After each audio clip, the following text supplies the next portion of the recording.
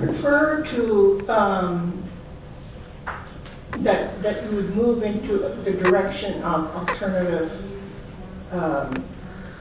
energy. Something that sustains life, not destroys it. You know, I work with some of the women up in the north that you're referring to, up in the northern communities, and you know, they tell me that, yeah, they're supporting mining up there now because after they did away with the seal hunt, they have no economy. They don't have anything else. So they're quite desperate. So they're saying to China now, they're saying, yeah, okay, you know, you can bring mining in here. But here in our territory, and we only speak for our own territory, we would prefer that the country go in another direction. For climate change is here. It's not if it's going to be here, it's here now. And so we have to look at the future. What's going to be here for our children, your grandchildren? What are we going to leave for them? A mess? You know, you might, with this pipeline in our territory, you might create 100 jobs. But there's going to be, if there's a spill in the Bay of Fundy, you're going to destroy 500 jobs. Where people are down there fishing and lobster and scallops and stuff like that. So, you know, the oil is not going to stop at the county line. If there's a spill upriver, it's going to flow down. It could contaminate the entire St. John River watershed. It all depends on where those leaks happen. And it's like I said before, it's not if, it's when. So yeah, we would prefer that you move into a move the economy. There's a world movement. There's a worldwide movement happening. Why are we stuck in this? You know, you talked earlier about the wealth of the province. The wealth of this province was hauled out of here, down to the Bahamas. That's where the wealth, for 4 generations, the wealth has been taken out of here and taken from resources that didn't belong to them, without our consent. Est-ce qu'on est d'accord d'affirmer que je pense qu'il y a un consensus mondial pour développer des énergies alternatives, l'automobile électrique? Je pense qu'il y a un consensus mondial. On le sait par contre, en termes de réalisme, que ça ne se fera pas dans une décennie. On parle plus de 2-3 décennies pour faire ce transfert-là.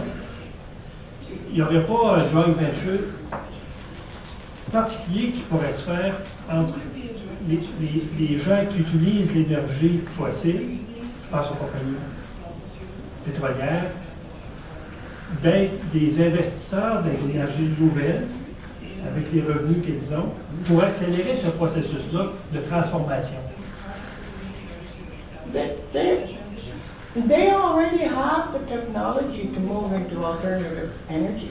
They already have the technology to do that. It's just that there are some that they're clinging on and they don't want to move. Sure, there's going to be a transitional period, yes, but it shouldn't be that long. Actuellement, les énergies vertes, ce qu'on appelle soit éoliennes ou solaires ou thermiques, représentent environ moins de 1% des besoins en énergie actuellement au Canada. Moins de 1%.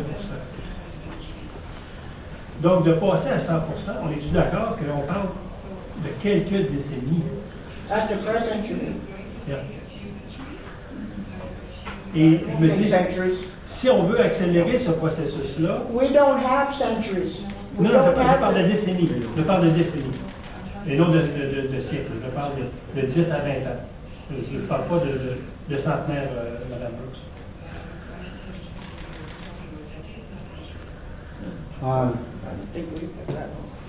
A few years back, back in the early 90s, I had the honor of sitting in front of an elder. His name was William Commanda. He's from Maniwaki. He was the last living person who read the old wampum belts, and these are wampum belts. He had one that was 25-foot long wampum belt, and it was a foot wide. And that was our prophecy belt, we called it. This prophecy belt, he went through, it took him around 2.5 hours to read through the belt, and he came to this section where there was a crossroad. And he told me, he said, young man, I was young back in 91. No, I'm not so. Weren't we all? Yeah. So, He said, young man, he said, you will see this in your lifetime. He said, there's a black snake, and these were his words in 91, a black snake coming from west to east. You have to cut the head of the black snake off at where it's starting. This was 91. We weren't talking about Energy East pipeline in 91. And he said, if that snake comes through, our life as we know it is going to be finished. All life forms in our territories will be finished.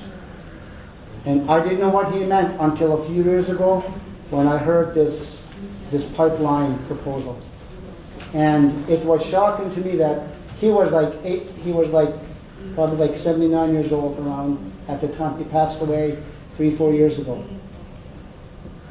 But he said, you must stop that snake, cut it off at the source. If not, life is done. Life is done as we know it. Maybe not in my lifetime, but I want to make you stop and think and put all this jobs and economy and all this infrastructure aside.